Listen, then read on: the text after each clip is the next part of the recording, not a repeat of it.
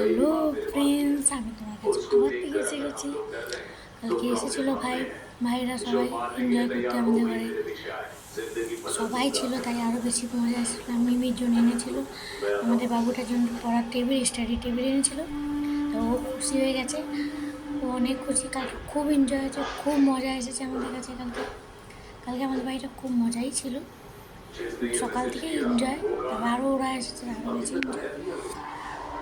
তাই আর উঠেছি 5টা, সাড়ে 5টায় উঠে গেছি। বাবু স্কুল চলে গেছে। ও বলছে মা আমার ঘুম হয়নি, বাবা আমাকে ঘুমাতে দেয়নি।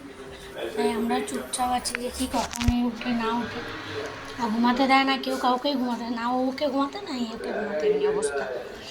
তাই এই জন্য যাচ্ছে স্কুল, যাওয়ার পরে যাবো আনতে, রেডি হয়ে বসে আছি। আর তারপরে আজকে জলই চলে গেছে 9:30টার সময়। আরও অসুবিধা আমাদের এখন, বিনা স্নানে বসে আছি সব।